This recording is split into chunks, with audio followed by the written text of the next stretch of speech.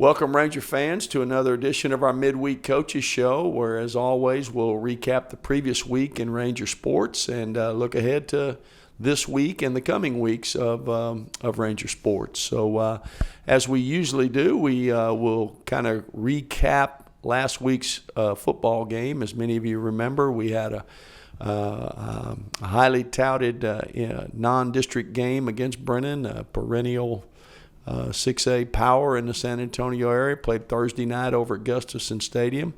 A hard-fought game, just a real tense atmosphere, almost playoff environment, if you will, but came out on the short end of a 30-21 loss to Brennan. And, a pretty wild back-and-forth game there for a while. And, I think our players, even though we played and coached hard, I don't think we were as pleased. Obviously, weren't pleased with the outcome, but just some of the things that maybe we just didn't do as crisp or as well as we needed to get a win against a highly touted opponent like Brennan. And Coach West, for their offense, was as good as advertised. I know we talked a week ago about their balanced run pass and their athletes and their playmakers, and unfortunately, good as advertised. Yes, sir. There was no surprises, really. Very well coached, explosive players.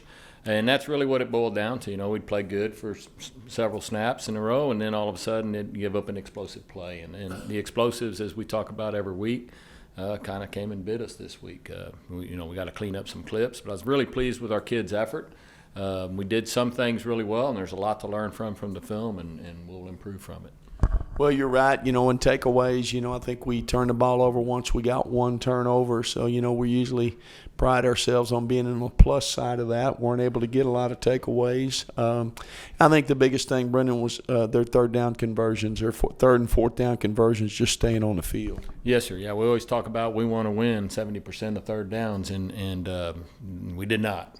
They won 50% of them, and so we only got off the field 50% of the time. But then twice we let them get far enough on third down. They went for it on fourth down. We didn't stop them on those fourth downs either. So we just got to make some plays in some crucial situations. It comes back to cleaning up our fits, and good learning opportunity from film. No doubt. And, I think your margin for error against a quality opponent like that is so thin. If you're a half step late, some games maybe you make the play. If you're half step late against Brennan, you don't make the play. If your alignment is just off a little bit, then your ability to close and make a tackle is limited. So, I think that's probably true on the other side of the ball as well. Coach Adkins, we obviously had some really excellent sustained drives, had some explosive plays. One in particular sticks out, but not enough of them. When you add ours up and compare them to theirs, they came out on the plus side. But Brennan's defense pretty darn stout. There's no doubt, Coach. Like you said, I think there's some really good moments that we can point out. The touchdown to Hunter Haug there, and great protection and throw and catch, and I think our drive right after half to kind of come back out and have a long sustained drive. Some really good moments that we can build on. But at the end of the day, you're playing a really good team, and they just made more plays than we did. I think there's a lot to learn from in that film. I think a big one was that one takeaway. If we don't have that before the half, maybe that changes things. But taking care of the football is a premium, and trying to win those explosive, both of those categories we didn't win, and that's what we're looking forward to improving upon as we move forward.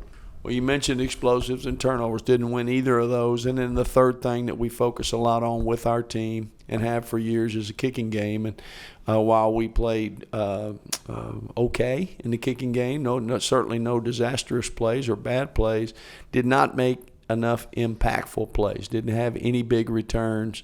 Our punt coverage in one instance was not good. Our ball placement wasn't good. Just not any difference-making plays in the kicking game. And when you fall short in those three areas, it's going to be a tight game. It's going to be tough to overcome. And last Thursday it was. But as I think both of you have echoed, great opportunity though to put yourself in a deep in the playoffs environment and pace of the game and quality of opponent. I mean, that's the kind of team that, the last few years we've played in December. And, the more times you can get in that environment, the better off you are the next time and the next time. So we're disappointed we didn't win the game. But at the same time, we kind of feel like maybe we're a little bit better team from having played in that game. We certainly hope so. We're going to find out here this Friday night as we get another chance. Every 7 days in this game, you get another report card. We're going to get another one this Friday.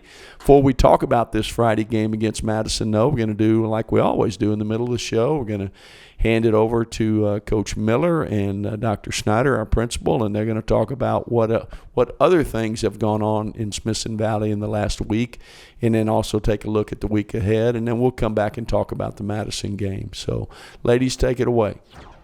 Thanks, Coach. It was a great week for all of our Ranger athletics. Our water polo team headed out to Round Rock for a little 2-day tournament.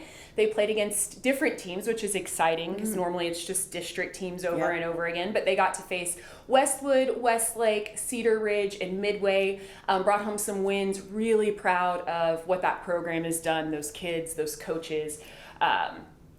Coach Small, Coach Duckworth have done a fantastic job of getting those kids excited and ready and prepared. And if you haven't gotten to watch water polo, we don't have any more home matches, unfortunately, but when their district tournament comes up, we'll let you guys know. And I really do suggest that you go out and watch these kids. It's pretty amazing what they're able to do while treading water for long periods of time. And really great that they're seeing other competition. They are. Props to Coach Small, because it's not easy to take kids out of town and travel on a bus, but he did it because he knows it was good for the kids. So, and then tennis. Tennis took a break from district. They hosted East Central Friday night. I know you were there late. I was, but it's worth it when you bring home a win. They beat East Central 17-2. Unfortunately, their Saturday match versus Johnson was canceled, so no updates there, but they get back to district this week, and we'll talk about that in a little bit. Our cross-country team, surprise, surprise, continued winning. Our girls brought home first place in the Canyon Invitational. We want to give a shout out to Audrey Posey, who brought home first place, and Lily Koenig, who brought home second place. Our varsity boys also brought home fourth place overall. So again, just a very strong showing, continuing to show why our girls program is ranked number one. With some big goals as they head into the heart of their season. And speaking of heart of the season, volleyball, we are there. Our overall record right now is 19-9. We are 2-1 in district. Last Tuesday, we had a tough 5-set loss to Champion at Champion. Very proud of the way the girls played. Showed a lot of heart, being able to lose a set, come back, lose a set, come back, and then ultimately lost it in the 5th. But I look forward to round 2 of playing them. I feel like we're going to be a little bit hungry for that one. And then they showed a great job of bouncing back on Friday night. We hosted Alamo Heights here, lost the first set, and then turned around and won the next 3. So again, showed a lot of poise and just discipline and growth in being able to that's the tough part about volleyball is you lose and then you've got 2 minutes in between.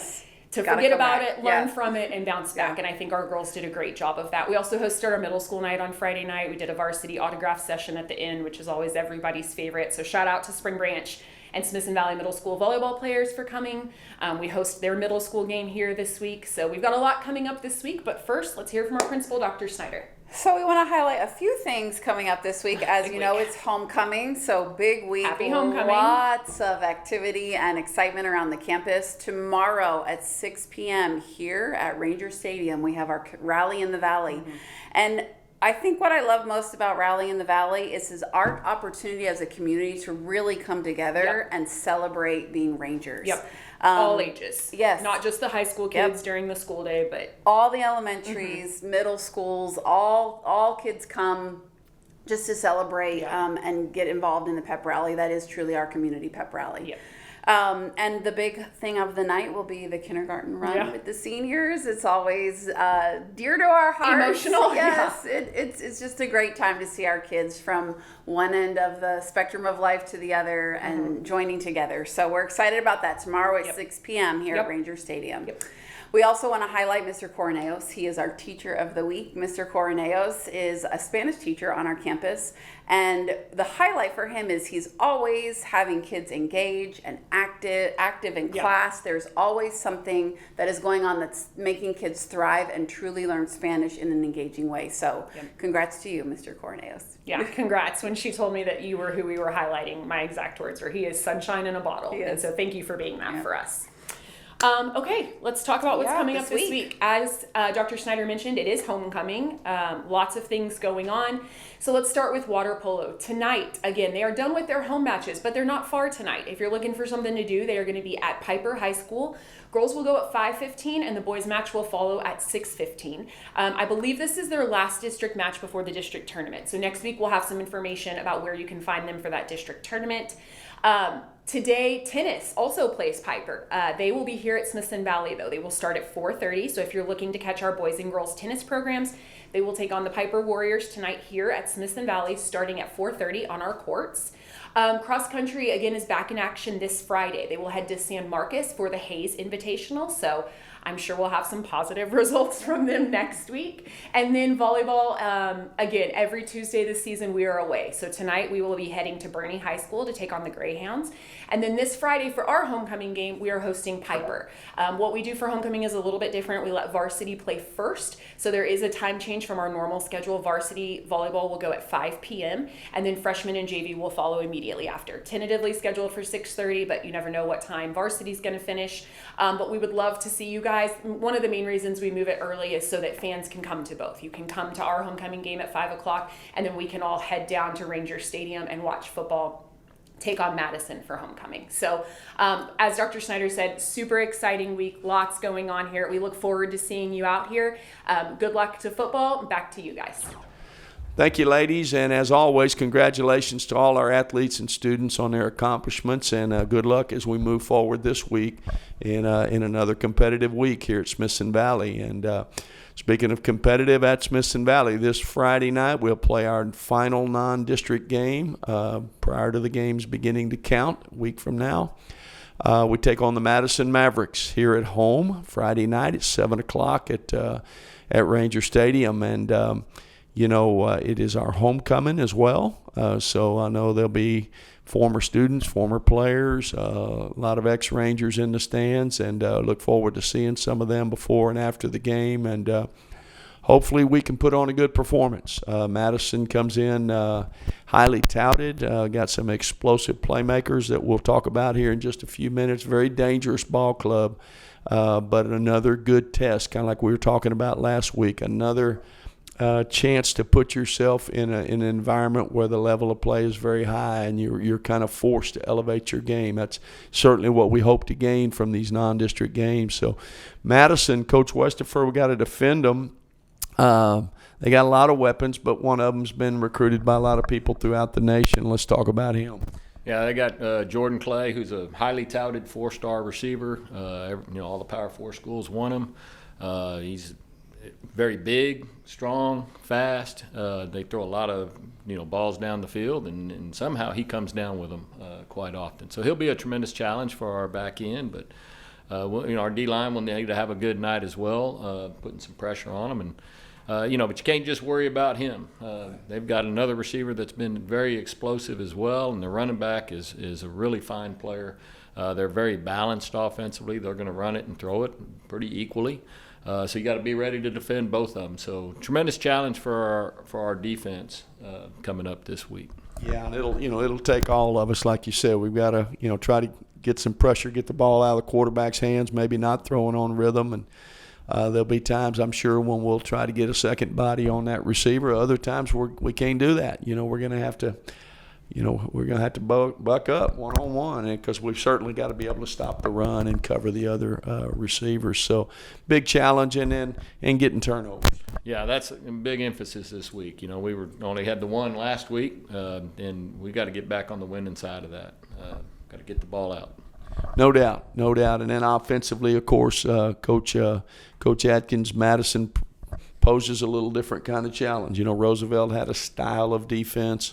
Of course, Brennan had a different style and very good, and Madison pretty multiple in their presentation.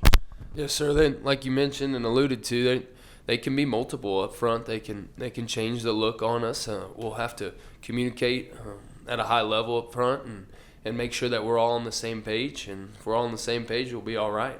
But their D-line is very strong. They're big, strong, physical kids up there that our offensive line will have to have a good day, and then in the back end they seem to limit the explosives and try to do that, and so we'll have to find ways to generate explosives on the contrary there. And it'll be an exciting day. That's a team that's been in some really competitive games these first 2 weeks. And so we'd expect that going forward. And we're looking forward to the challenge and get back on track. You bet. They have played some quality opponents their first 2 games, so I don't know that our level of play is going to certainly surprise them.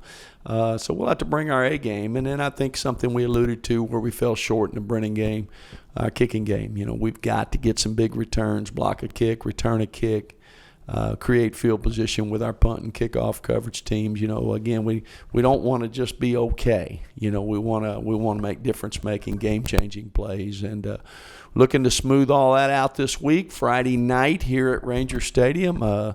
The game will be on pay-per-view if you want to watch it live, or you can watch it afterwards, free of charge after the game ends. But we hope you'll be out at the stadiums. Homecoming should be a great night for football, always is at Ranger Stadium. So we hope to see you there. And thanks for watching today, and we'll see you next time.